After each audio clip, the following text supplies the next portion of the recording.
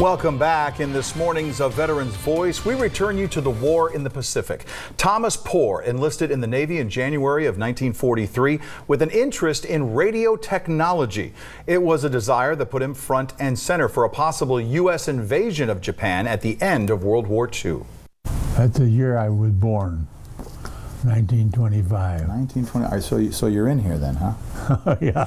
Thomas Poore was born to communicate.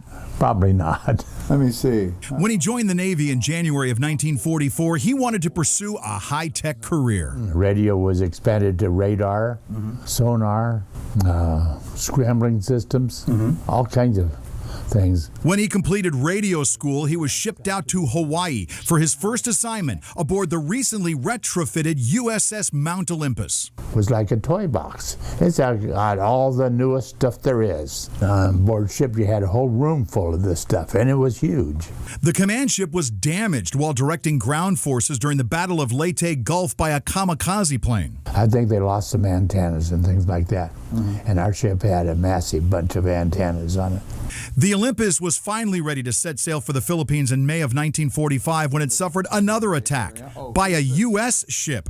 Thomas says 2 U.S. task forces were approaching each other when an oil tanker from one ran into his ship. Out in the middle of nowhere, just egos involved. Egos of Admiral Halsey's group that was headed east and we were headed west. There was a floating dry dock called the Ajax, and they repaired the sections that had been damaged.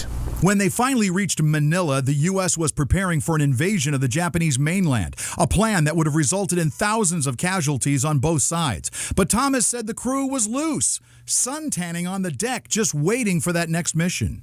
At that time, you don't worry about any of this stuff.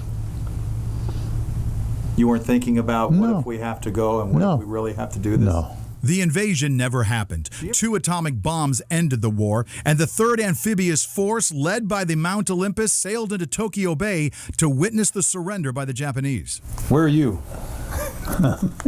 Out here. Oh, you're over there on that ship. I'm on the bridge The of that top right ship, corner. There you go. right there. That's the Olympus? That's the Mount Olympus. Oh, wow. Thomas still has the letters he wrote to his family on that day, with special postal markings to commemorate the historic event.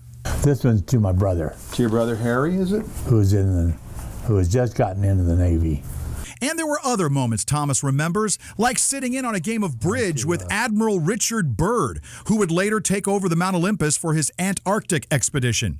And while in post-war Japan, he traded a radio for a couple of motorcycles. So these motorcycles weren't being used, and so they needed to be used. We helped them be used. It's a story that would get revved up for years during some of his reunions. Our borrowing the motorcycles. Borrowing the motorcycles. Yes, we just didn't return them. You can still find Thomas at Communication Enterprises downtown, a company he founded nearly 70 years ago, unless it's a Wednesday, when the 93-year-old radio tech is chatting with friends out on the golf course. That's right. Still plays a pretty good game of golf, too. I love that. That's right.